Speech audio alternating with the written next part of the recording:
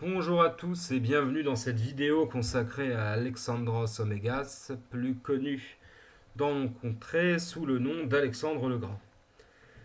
Alors Alexandre, je vous en avais parlé à la fin de la dernière vidéo, c'est le fils du roi de Macédoine, Philippe II, que vous voyez ici sur cette pièce de monnaie.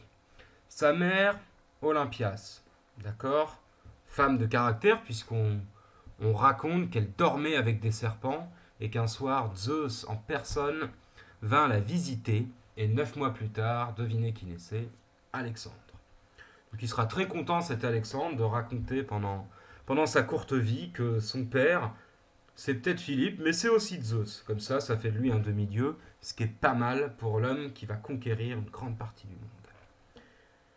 Alors, non content d'avoir un père et une mère trempés, avec un caractère bien trempé, il va avoir aussi un précepteur. Alors là, on ne peut pas faire mieux à l'époque puisque c'est Aristote.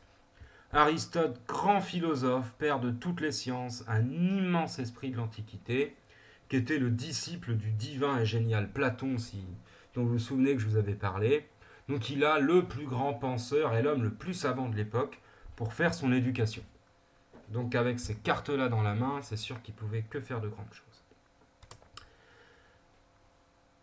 Mais il n'aurait rien fait, évidemment, hein, parce on fait rien tout seul. Il n'aurait rien fait sans son célèbre cheval, vous voyez, Bucéphale, qui est représenté ici sur cette mosaïque romaine.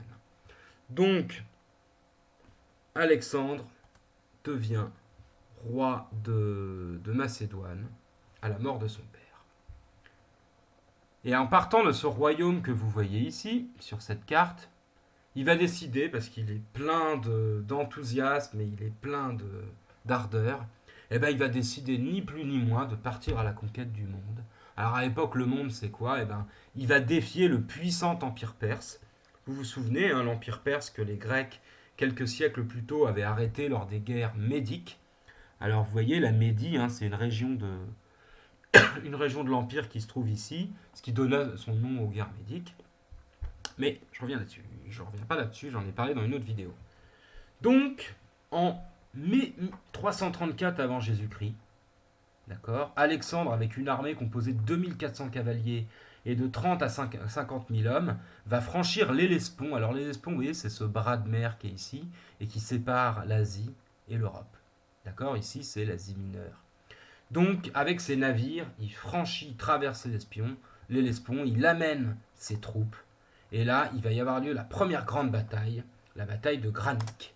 Alors, lors de cette bataille qui a lieu en moins 334, qui est brillamment remportée par Alexandre, Alexandre va affronter les satrapes. Alors, qui étaient les satrapes? C'était l'Empire perse était organisé en ce qu'on appelait des satrapies, c'est-à-dire des régions, d'accord? Des petits États. Et à la tête de chacune de ces régions, il y avait un satrape, on dirait un gouverneur aujourd'hui, d'accord, qui était chargé d'organiser et de représenter l'empereur. Alors l'empereur à l'époque c'est Darius III, mais on en parlera après. Donc à cette bataille, il va affronter une partie des satrapes, les mêmes satrapes qui dirigeaient les régions, vous voyez, d'Asie mineure, donc la Phrygie et la Cappadoce, et il va les battre. Il va les battre, ça va lui ouvrir les portes de l'Asie mineure, et donc il va commencer à faire la conquête de l'Empire perse. Et donc, il va aussi faire la conquête des villes grecques qui s'y trouvaient, hein, vous savez, en Ionie, en Éolie. Et donc, il va faire là comme ça, il va avancer et progresser à travers les montagnes d'Anatolie, cette partie de l'Asie mineure. En 333, novembre 333, donc un an plus tard, il va y avoir une deuxième bataille à Issos. Alors qu'est-ce qui se passe à Issos? Bon, bah vous doutez bien que l'empereur de Perse, Darius III, il n'est pas ravi de voir ce jeune Alexandre à la tête de ses troupes venir attaquer et envahir son empire. Donc il faut qu'il aille le défendre. Et effectivement, Alexandre et Darius III vont se retrouver à la bataille d'Issos et Alexandre va battre l'empereur Darius III qui va s'enfuir, d'accord? Il va s'enfuir dans son empire après, mais cette défaite d'Issos va ouvrir à Alexandre les portes de l'Égypte. Pourquoi? Parce que vous voyez, Issos se situe ici, et c'est la route qui, à travers la Phénicie, hein, vous savez, on en avait parlé, la Phénicie, à travers la Phénicie, va mener Alexandre jusqu'à la riche province d'Égypte, dont il va faire la conquête.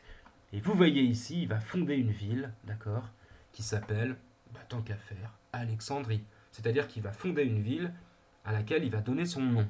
et c'est la première d'une longue série, vous verrez, il va en fonder beaucoup des Alexandries. Alors après avoir fait fonder Alexandrie, il fait la conquête de l'Égypte, il a encore fait grossir son armée, il a recruté des hommes, il s'est modernisé. Là, il décide d'aller porter le fer au cœur de l'Empire perse.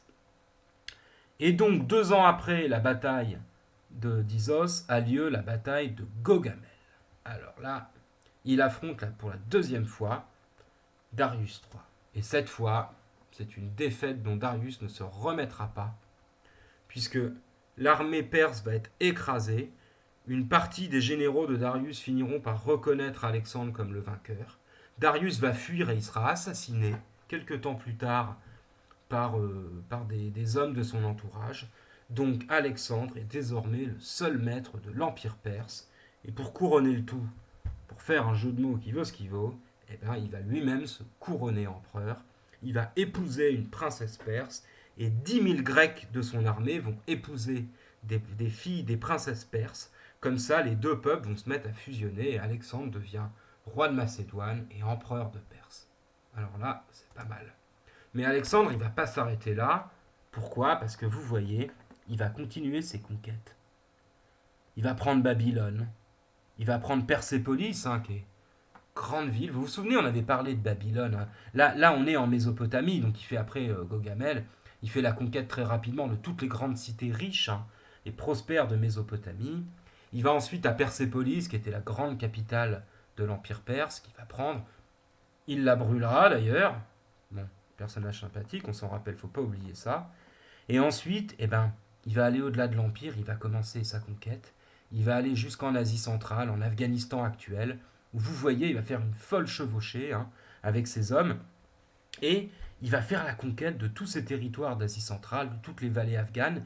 Et à chaque fois, vous voyez, il fonde des villes qu'on appelle des Alexandries. D'accord? Et l'actuelle capitale de l'Afghanistan, qui s'appelle Kandahar, c'est marqué en dessous, c'est sans doute une ville fondée par Alexandre, parce que, autant, Alexandre en grec se dit Alexandros, mais en perse, les Perses, donc le perse était la langue de l'Empire perse, ça se disait Iskander. Et Iskander, vous entendez Kandahar dedans. Donc vous voyez, aujourd'hui encore, des villes portent son nom. Il fait la conquête de l'Afghanistan, de l'Asie centrale, et puis là, vous voyez, ici, c'est l'Himalaya qui commence. Alors il va longer l'Himalaya, et il va arriver aux portes d'un fleuve qui s'appelle le fleuve Indus. Et donc il arrive aux portes de l'Inde. Et là, il va affronter une armée, la grande armée, d'un Raja. Un Raja, c'est un roi, le roi d'un royaume indien. Un Raja qui s'appelle Poros. Et Poros a des éléphants de guerre. C'est pour la première fois les Grecs vont affronter des éléphants de guerre. Il faut imaginer un peu des chars d'assaut. Les chevaux grecs sont effrayés par ces éléphants. Ils n'ont jamais vu des animaux pareils. Mais les soldats grecs et l'armée d'Alexandre, lors de la bataille de l'Hydaspe, va réussir, donc cette armée en 326, à battre le roi Poros et à s'ouvrir les portes de l'Inde. Donc il faut imaginer, les portes de l'Inde lui sont ouvertes.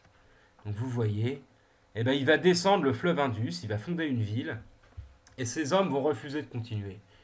Lui aurait bien aimé faire la conquête de l'Inde, et puis ensuite, pourquoi pas, de la Chine et du monde entier. Mais ces hommes sont fatigués, ils veulent profiter de leur victoire, ça fait des années qu'ils sont en guerre, et donc ils veulent revenir aussi chez eux, revoir leurs femmes, leur famille. Alors Alexandre va retourner, vous voyez, il va retourner, il prendra un bateau, les hommes rentreront aussi à pied, les autres, et lui avec des hommes, il rentrera en bateau, et il va arriver en 323, donc 3 ans après la bataille d'Hydaspe, il va se retrouver à à Babylone, excusez-moi. Alors, il n'a pas mis 3 ans à rentrer, on est d'accord, il a organisé son empire, etc. Mais en 323, Alexandre va mourir. Il va mourir de quoi? Il va mourir de fièvre et de fatigue. Ça fait des années qu'il se bat, qu'il parcourt le monde. Il est encore très jeune, mais il va mourir subitement. Et vous le voyez sur cette gravure, sur ce dessin, on voit la mort d'Alexandre ici. Et il meurt sans avoir désigné de successeur. C'est-à-dire qu'officiellement, il n'y a pas de prince, de petit Alexandre qui aurait dû lui succéder ou quoi que ce soit. Donc vous vous doutez, il a conquis un empire gigantesque. Il est maître de la Grèce, il est maître de l'Égypte, il est maître d'une partie de l'Asie, de l'empire perse. On raconte qu'il avait projet d'aller conquérir la Gaule, l'Europe. Vous imaginez, s'il avait fait la conquête de la Gaule, peut-être qu'on parlerait grec aujourd'hui. Hein. Bref, tout ça n'aura pas lieu. Il va mourir en moins 323 à Babylone. Et vous voyez là au pied, on voit un certain nombre d'hommes. C'est ceux qu'on appelle ces généraux. Ces généraux, c'était ses bras droits, d'accord? Ces lieutenants, les hommes qui ont dirigé l'armée avec lui. C'était les gens qui étaient ses plus fidèles alliés, qui commandaient la troupe avec lui. Eh bien, ils sont 4 et on les appelle les diadoques. C'est leur nom. Les diadoques sont les généraux d'Alexandre.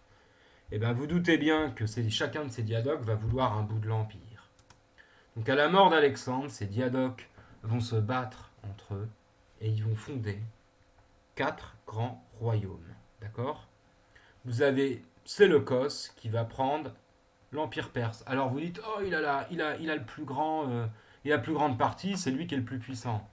N'oubliez pas que vous avez des déserts immenses ici. Donc, c'est grand par la taille, mais c'est pas la région forcément la plus riche, d'accord? Vous avez une grande partie de cette zone-là, notamment hein, tout ce qui est la Gédrosie, là aussi, et l'Arcosie. Vous êtes dans des zones qui sont largement désertiques, vous ne faites pas d'agriculture, il y a peu de monde. Mais bon, c'est un empire et il va quand même, alors c'est son royaume à Séleucos et très rapidement, eh ben, vous voyez toute la partie qui est la Batraciane, etc. La partie va se révolter et il va perdre et les Parthes, donc qui viennent de partie, fonderont un nouvel empire dont on reparlera plus tard. Mais son empire va se réduire et Séleucos en réalité il sera très rapidement roi de Mésopotamie, ce qui n'est pas rien. Mais il contrôlera principalement la Mésopotamie, ça tombe bien, c'est la région la plus riche de son royaume. Ici, en Thrace et dans une partie de l'Anatolie, c'est Lysimaque, le diadoque Lysimaque, qui va fonder un royaume. D'accord? Pour ce qui est de la Macédoine, c'est Cassandre qui deviendra roi de Macédoine. Et qui contrôlera rapidement, de par son influence, il contrôlera une partie de la Grèce continentale et du Péloponnèse. Et en Égypte, c'est Ptolémée, le diadoque Ptolémée qui deviendra roi d'Égypte, et il va créer une grande dynastie. Et vous verrez que vous connaissez un membre important de cette dynastie. Mais je vous dirai lequel à la fin de la vidéo. Alors, quel est l'héritage d'Alexandre? Eh bien, vous voyez sur cette carte, ces royaumes, on les appelle les royaumes hellénistiques. Pourquoi? Parce que Alexandre, certes, il va mourir, certes, son empire ne va pas lui survivre, puisqu'il va être divisé en royaumes, mais les Grecs vont s'installer dans ces villes qu'ils ont conquises, dans ce monde qu'ils ont conquis. Et avec eux, ils vont amener la langue, la culture grecque, le théâtre, les tragédies, les comédies, la science grecque, la philosophie, les mathématiques, leur littérature.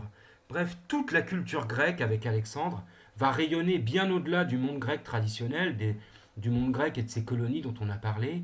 Mais ce monde grec, il va s'emparer de l'Égypte et de l'Empire perse. Ce qui fait qu'on va, pendant des siècles, hein, presque 1000 ans derrière, eh ben on va continuer à parler grec ici.